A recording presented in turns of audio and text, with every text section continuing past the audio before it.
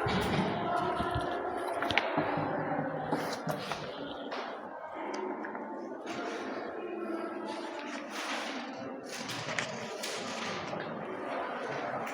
आज जो है वो हमने स्टडी करना है कि how to find macro value from the phase line.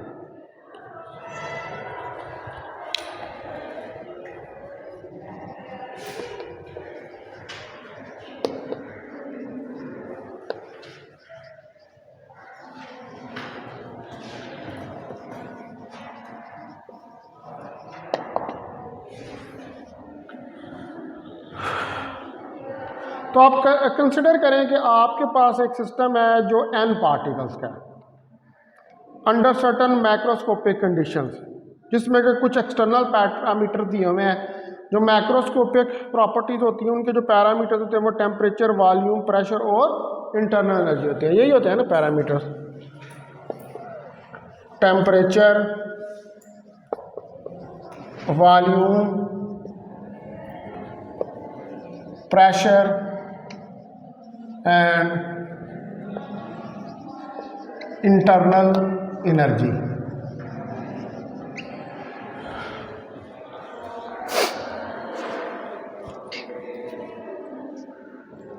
तो जो infinite number of micro states होती हैं किसी फेज स्पेस के अंदर, वो कंपैटिबल होती हैं with the same external conditions, जितनी भी एक्सटर्नल कंडीशन होती हैं उनके साथ, और इनको आप डिस्टिंग्विशेबल नहीं कर सकते मैक्रोस्कोपिक मेजरमेंट से। इसका मतलब कहने का ये है कि आपने अगर मैक्रोस्कोपिक प्रॉपर्टीज़ को फाइंड करना है तो फिर माइक्रोस्कोपिक का पता होना ज़रूरी है। माइक्रोस्कोपिक के बगैर आप मैक्रोस्कोपिक को फेस स्पेस के अंदर अलहदा नहीं कर सकते। माइक्रो और मैक्रो जो हैं दोनों जो हैं, यानी कि अगर आपने मैक्रो वैल्यू फाइंड करनी है किसी फेज स्पेस के अंदर या फेज लाइन के अंदर, तो फिर आपको वहाँ पर माइक्रो का पता होना जरूरी। हम उनको एक दूसरे से जुदा, इनडिस्टिंग्विशेबल नहीं कर सकते। ठीक है, अब इसी के अंदर जो है वो एक टर्म होती है जिसको हम कहते हैं टाइम एवरेजिंग।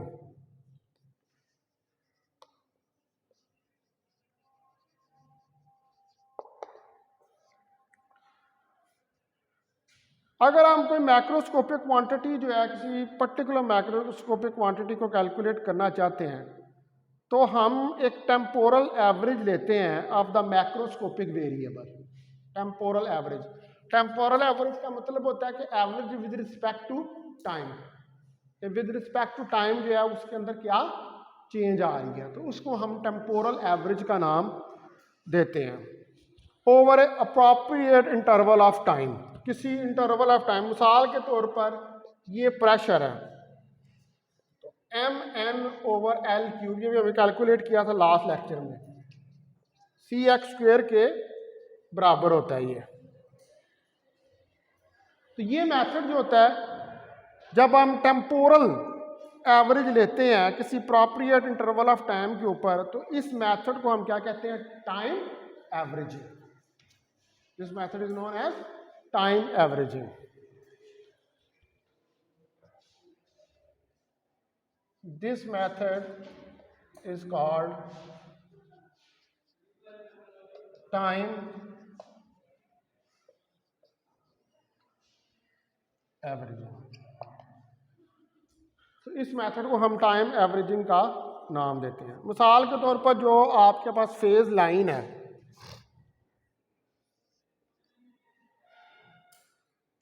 ये Q है और ये P है,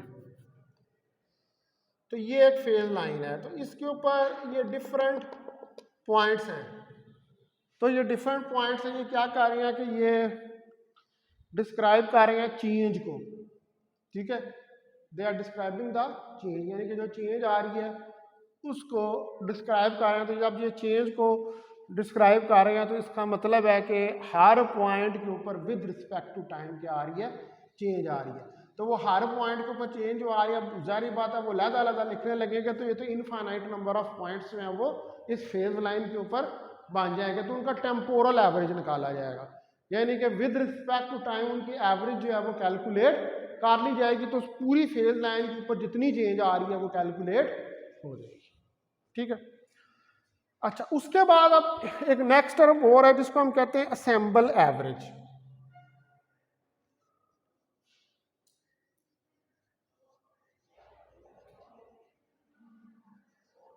असेंबल एवरेज, अब असेंबल क्या होता है? असेंबल जो है किसी सिस्टम का, ये कैलकुलेशन होती है ऑफ सेपरेट सिस्टम्स। मुख्तलिफ सिस्टम्स की जो कलेक्शन होती है उसको हम क्या कहते हैं? ensemble।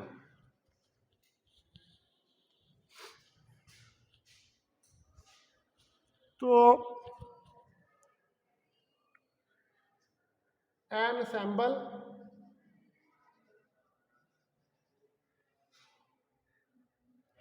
is a collection of separate systems, separate systems की जो कि माइक्रोस्कोपिकली आइडेंटिकल सिस्टम्स होते हैं, which are macroscopically identical systems,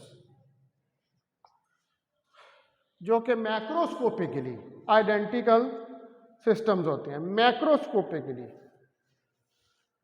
ठीक है, यानी कि माइक्रो नहीं, मैक्रोस्कोपिकली आइडेंटिकल होते हैं कि मैक्रोस्कोपिक प्रॉपर्टीज उनकी सेम होती हैं, लेकिन जो उनके अंदर माइक्रो प्रॉपर्टीज हैं वो जरूरी नहीं है कि वो सेम हो।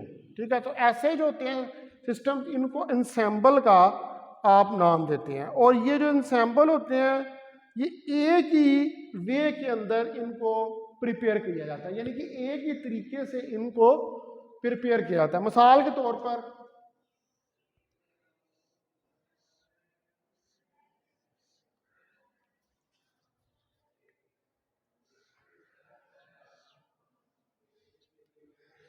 अब ये आपके पास कुछ एलिमेंट्स हैं इंसेंबल के। ठीक है, ये क्या है? These are the elements of ensemble.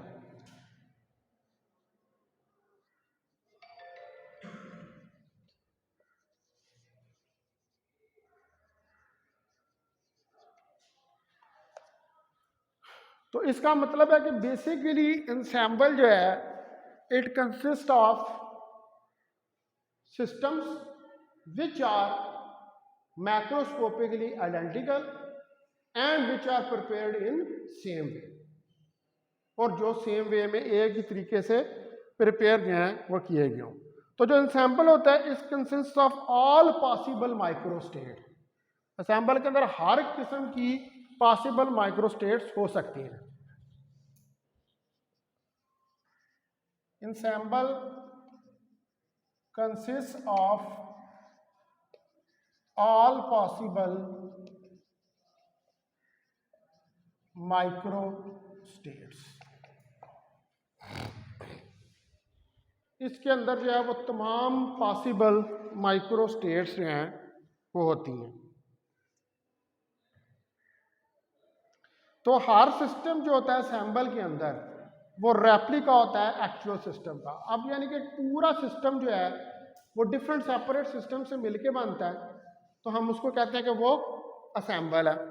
और ये सारे जो असेंबल के अंदर सिस्टम्स होते हैं ये मैक्रोस्कोपिकली आइडेंटिकल होते हैं।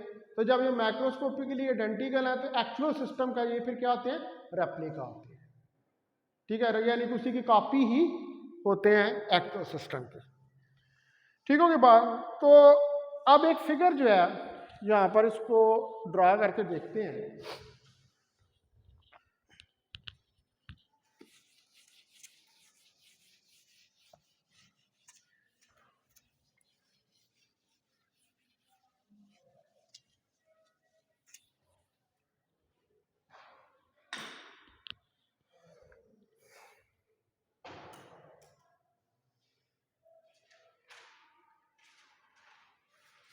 ठीक है, यहाँ पर आपके पास ये Q है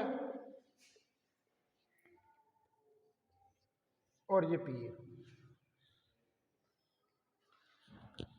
तो ये एक लाइन है, फेज लाइन है।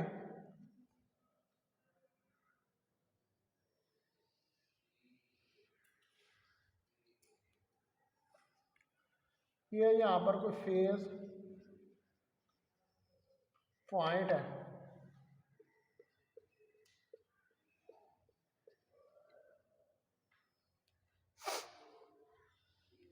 और ये एक फेज ऑर्बिट मान रहा है।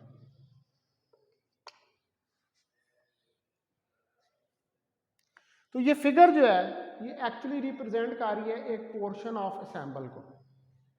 असेंबल का एक पोर्शन जो है उसको रिप्रेजेंट कर रही है, और ये जो पोर्शन है असेंबल का ये एक फेज ऑर्बिट को रिप्रेजेंट कर रहा है बेसिकली। तो फेज ऑर्बिट जो है ये रिप्रेजेंट कर रहा है टाइम एवोल्यूशन को। ठीक है, फेज ऑर्बिट यानी कि विद रिस्पेक्ट टू टाइम इस असेंबल के अंदर क्या चेंज आ रही है उसको रिप्रेजेंट कर रहा है। तो ईच डॉट जो है वो कॉरस्पॉन्ड कर रहा है to the system of ensemble. ये जो डॉट्स नहीं है ये क्या है, हर डॉट जो है वो डिस्क्राइब कर रहा है एक जो एंसेंबल का सिस्टम है उसको।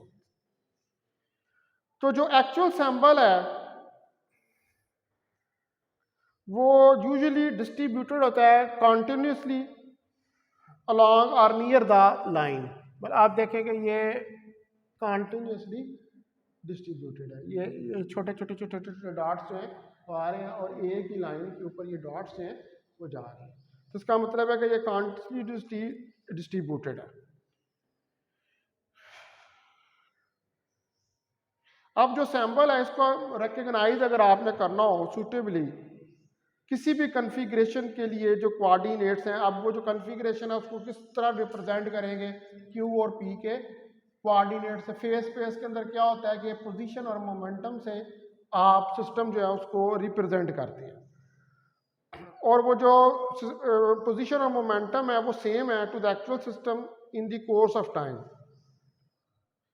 तो इसका मतलब है कि आप जो सिस्टम है इसको असेंबल के अंदर ये जितने सिस्टम है इनको वन बाय वन करके विद रिस्पेक्ट टू टाइम इनके एवोल्यूशन को डिस्क्राइब कर सकते हैं इस फेज लाइन के ऊपर किसी भी इंस्टेंट ऑफ टाइम के अंदर। अब आप देखें ना कि ये अगर एक सिस्टम है ये एक इंस्टेंट ऑफ टाइम के ऊपर है, ये सिस्टम है ये एक इंस्टेंट ऑफ टाइम पे है, ये फिर हर इंस्टेंट ऑफ टाइम के ऊपर जो सिस्टम है उसको अलग-अलग उस एंसेंबल के अंदर जितने सिस्टम्स हैं उनको आप डिस्क्राइब या रिप्रेजेंट कर सकते हैं।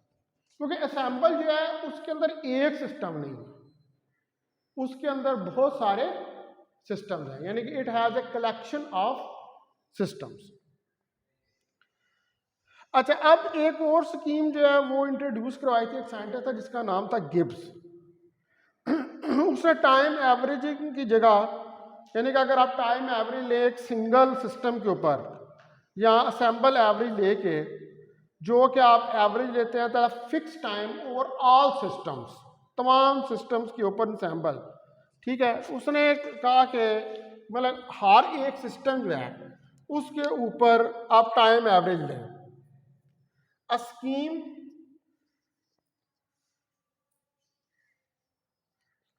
was introduced by Gibbs. तो एक स्कीम जो है ये साइंटिस्ट है इसका नाम है Gibbs. In place of time averaging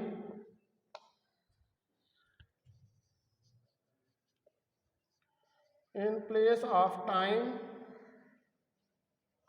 averaging over a single system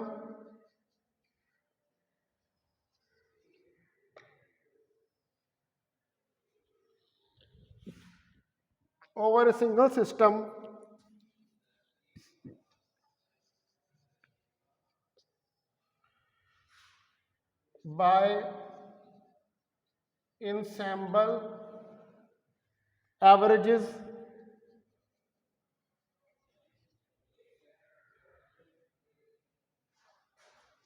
which are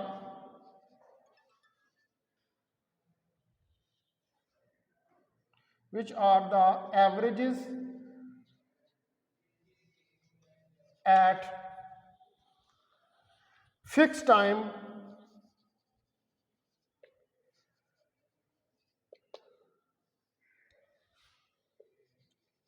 over all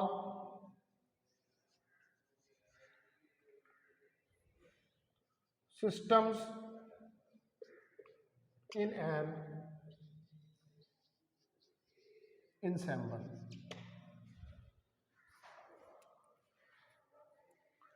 तो गिब्स जो है इसने एक स्कीम इंट्रोड्यूस की कि आप टाइम एवरेज लें एक over a single system by sample averages.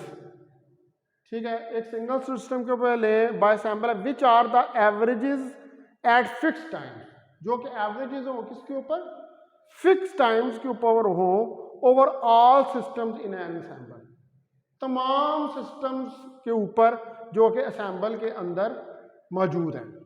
तो अगर ये वाला हम मेथड यूज़ करें तो इसके ज़रिए आप मैक्रोस्कोपिक क्वांटिटीज़ जो हैं उनको कैलकुलेट कर सकते हैं by averaging over an ensemble of state, यानी कि उस पूरे माइक्रोस्कोपिक प्रॉपर्टीज कैलकुलेट करनी है तो उस पूरे असेंबल के ऊपर एवरेज जो है वो ले लें और वो एवरेज लेके उन मैक्रोस्कोपिक प्रॉपर्टीज को कैलकुलेट कर लें। अब मैक्रोस्कोपिक प्रॉपर्टीज क्या है वो आपको पता है कि टेम्परेचर, प्रेशर और वॉल्यूम। अब वो जाहिर बात है वो सैम्बल है, उस सैम्बल के अंदर डिफरेंट सिस्टम्स हैं, उन डिफरेंट सिस्टम के टेम्परेचर होंगे, उनका प्रेशर होगा, उनका वॉल्यूम होगा। असेंबल है क्या है, आइडेंटिटिकली सेम है, मैक्रोस्कोपिकली सेम है, लेकिन माइक्रोस्कोपिकली डिफरेंट है। तो उन सब की आप एवरेजेस जो हैं, यानी कि एक असेंबल के अंदर एक सिस्टम का टेम्परेचर, दूसरे का टेम्परेचर, तीसरे का टेम्परेचर, चौथे का टेम्परेचर, इसी तरह प्रेशर, इसी तरह वॉल्यूम, ये सारे जो हैं इनकी इकट्ठी एवरेज लेके आप इसको कैलकुलेट करेंगे। अब हर एक की अलग-अलग अब वो सैंपल जो है उसके अंदर जो नंबर ऑफ सिस्टम्स हैं उनके ऊपर तो कोई कैद नहीं है, तो लार्ज नंबर ऑफ सिस्टम्स हो सकते हैं। तो अब आप क्या अलग-अलग उनका कैलकुलेट करने बैठेंगे तो नहीं कर सकते कैलकुलेट। तो आपको क्या करना पड़ेगा, पूरा जो सिस्टम है उसकी आप एवरेज वैल्यू जो है वो निकालें। उस एवरेज वैल्यू में शायद मैंने कल भी बताया था कि उस एवरेज वैल्यू से आप फिर उस सिस्टम को रिप्रेजेंट, उस सॉरी सिस्टम को नहीं, उस असेंबल को रिप्रेजेंट करें। ठीक है, तो अब मिसाल के तौर पर यही जो सैंपल है इनको मैं कह देता हूँ, इसका ये P1, P2, P3 इनको कोई नाम दिया और ये प्रेशर है इनका, इन सैंपल्स का। तो इसकी सैंपल एवरेज जो है ये n तक जा रहे होंगे।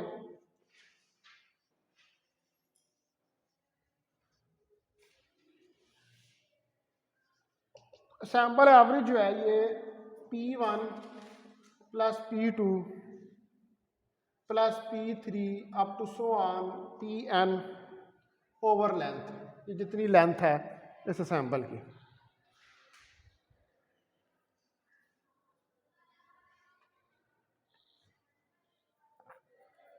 तो इस तरह आप सैंपल एवरेज जो है उसको कैलकुलेट कर सकते हैं। इसके बाद एक होता है जिसको हम कहते हैं एरोगोडिक थ्योरम।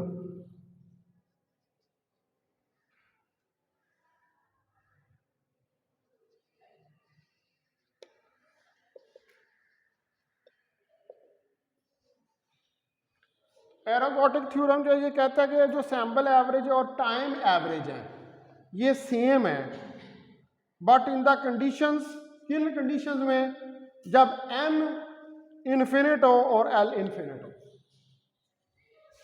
अगर n इन्फिनिट है नंबर ऑफ सिस्टम्स और l जो लेंथ है उसकी, अगर ये इन्फिनिट है,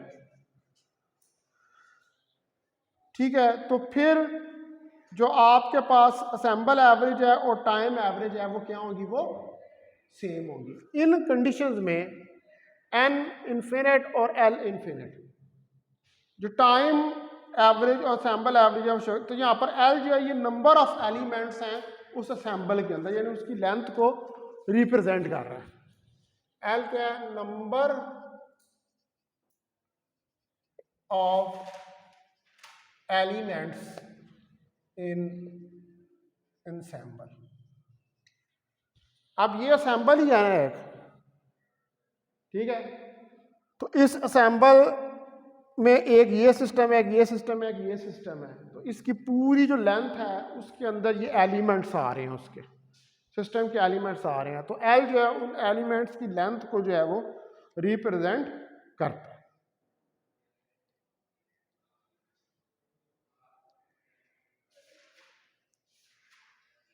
ठीक है। अच्छा, अब उसके बाद हम कैसे जो है वो फाइंड कर सकते हैं ensemble averages, how to find, यानी कि कौन सा फार्मूला लगा के आप असेंबल एवरेजेस जो हैं उनको कैलकुलेट कर सकते हैं।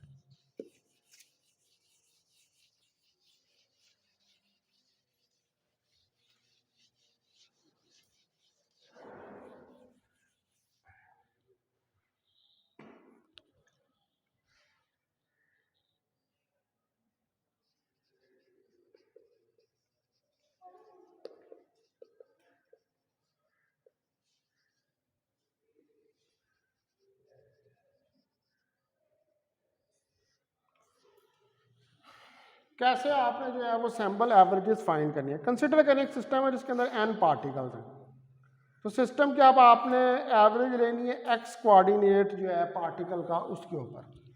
तो x 1/n summation i 1 to n x of i। अब आप कंसिडर करें एक सैंपल है जिसके अंदर एल सिस्टम्स हैं, ठीक है। एल सिस्टम्स का ये ऐसे एल सिस्टम्स का एक सैंपल है।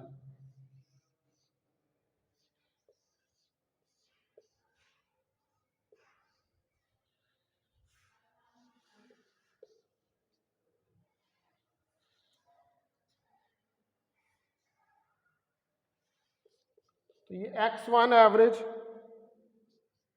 x2 average, x3 average, x4 average, इसको कह लें x बीटा एवरेज, और यहाँ पर एक और बना लें xl एवरेज।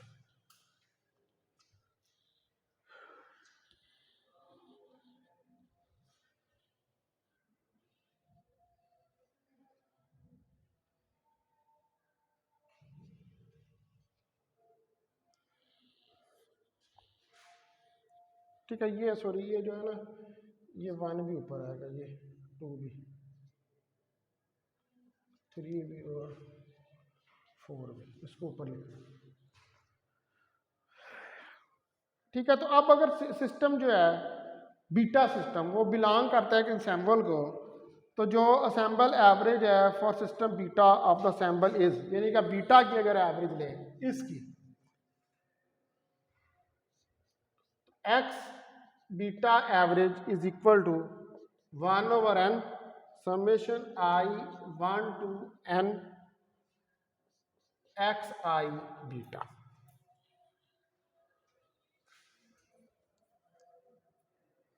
अब जो असेंबल एवरेज है एल सिस्टम्स की, वो क्या हो जाएगी, X average 1/l summation beta is equal to 1 to l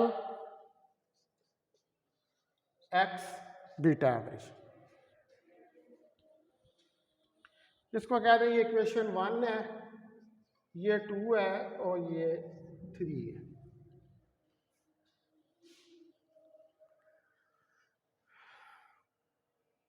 अब दो एक्स बीटा की वैल्यू इक्वेशन 2 से 3 के अंदर सब्स्टिट्यूट करें, पुट 2 into 3, तो एक्स एवरेज क्या आ जाएगी, 1/l summation beta 1 to l 1/n summation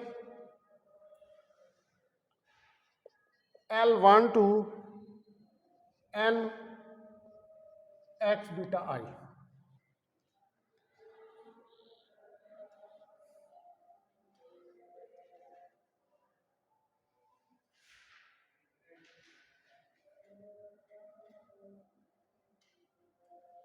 अच्छा, ये जो इक्वेशन है इसके अंदर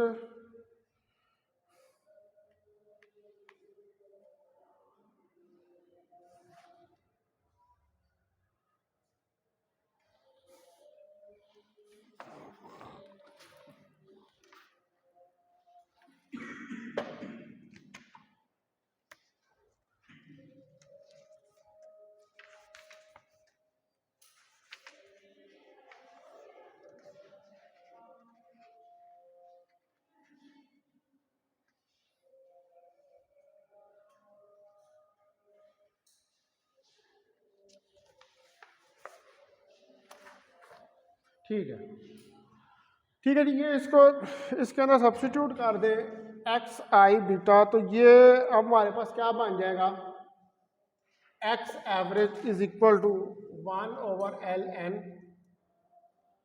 summation beta 1 to n summation L1 to n X I beta. ठीक है, 2 को 3 में सब्स्टिट्यूट जो है वो कर दिया, तो इसको आप कह सकते हैं कि ये इक्वेशन जो आ गई, इस इक्वेशन को कह देंगे कि इक्वेशन नंबर 4 है।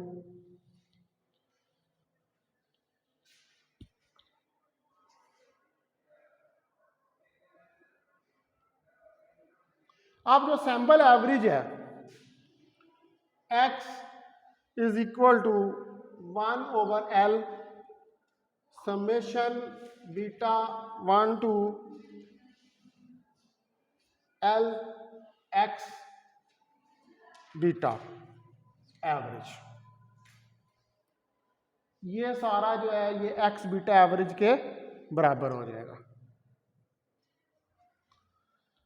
तो इसका मतलब है कि जो L of beta, L of beta is equal to L of beta x beta average, ये एक डिस्ट्रीब्यूशन फंक्शन है असेंबल एवरेज का। तो अब ये डिस्ट्रीब्यूशन फंक्शन अगर सैंपल एवरेज का आप सब्स्टिट्यूट करें ये ऊपर वाली इक्वेशन के अंदर, इसके अंदर, तो ये क्या आ जाएगा आपके पास, x average is equal to 1/l summation beta 1 to l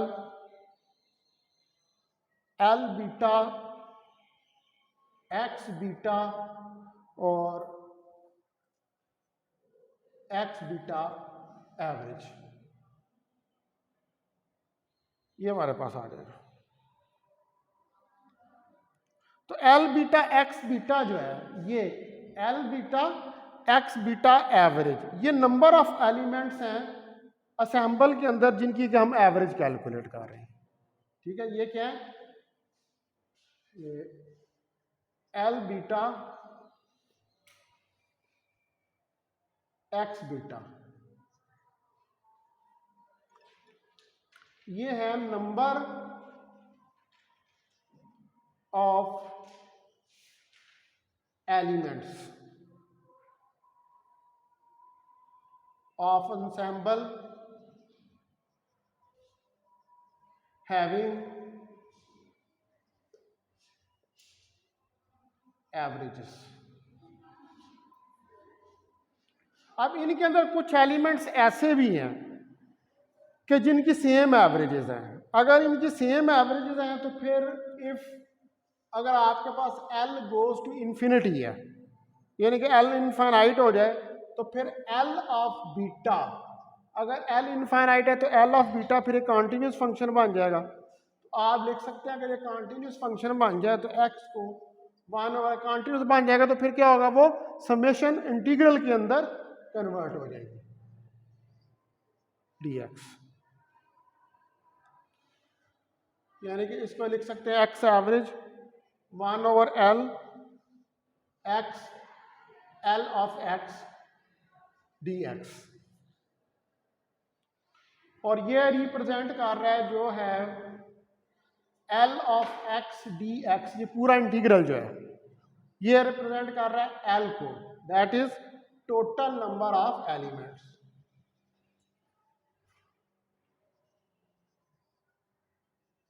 क्योंकि टोटल नंबर ऑफ एलिमेंट्स को रिप्रेजेंट कर रहा है। तो अब एक्स एवरेज जो है फिर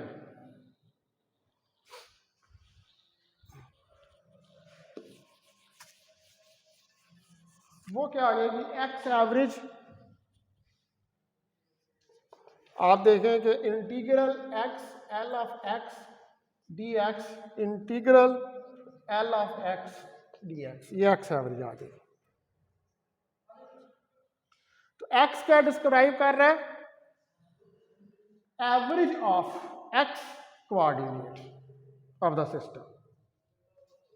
तो अगर इसको समेशन की फॉर्म में लिखें तो x average 1/n summation i 1 to n x of i लिख लें।